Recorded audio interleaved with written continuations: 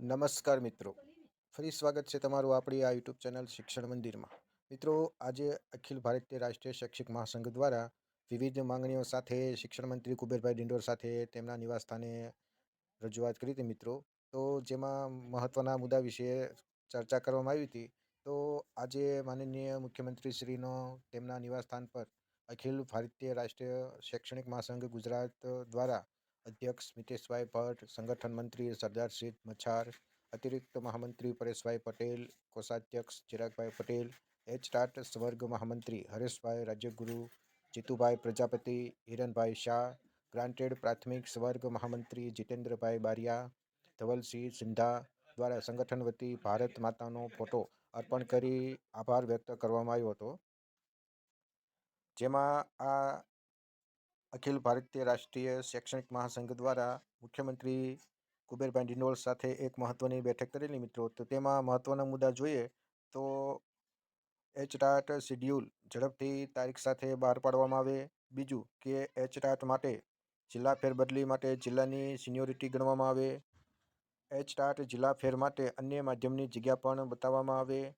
બઢતીથી આવેલ એચ.ટાટ મિત્રોને એક કાલ્પનિક ઇજાફો આપવામાં આવે તેની પણ માંગ અને રજૂઆત કરવામાં આવી હતી મિત્રો.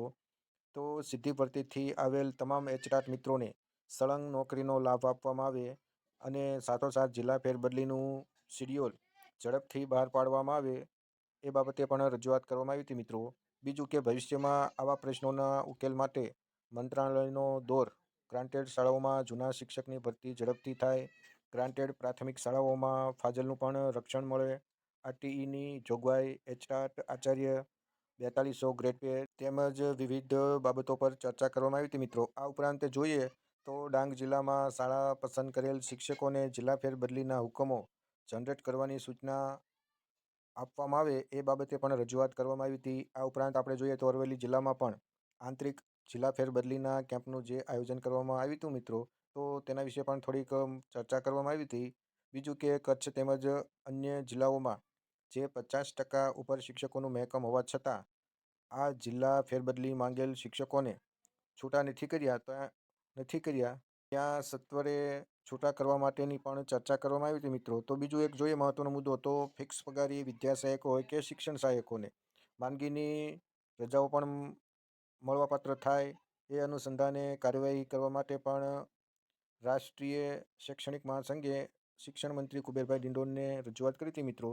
તો આવા જે કાંઈ શિક્ષણને લગતા જે કાંઈ પડતર પ્રશ્નો છે મિત્રો, તો તેનું સઘન ચર્ચા બાદ તેનું સોલ્યુશન ટૂંક સમયમાં કરવામાં આવે એવી આ સંઘ દ્વારા શિક્ષણ મંત્રીને રજૂઆત કરવામાં આવી હતી મિત્રો. તો આજે જે કાંઈ આ રાષ્ટ્રીય શૈક્ષણિક મહાસંઘ દ્વારા શિક્ષણ મંત્રીને એચ.ટાટ મુદ્દો હોય, કચ્છનો પ્રશ્ન હોય કે અન્ય જિલ્લામાં જે કાંઈ જિલ્લા ફેરબદલીમાં છૂટા કરવામાં નથી આવ્યા તો તેને પણ સત્વરે છૂટા કરવામાં આવે તેવી પણ રજૂઆત કરી હતી મિત્રો. તો આ રીતે આમ જોઈએ તો આજે આ મહત્ત્વની બેઠકનું આયોજન થયેલું મિત્રો.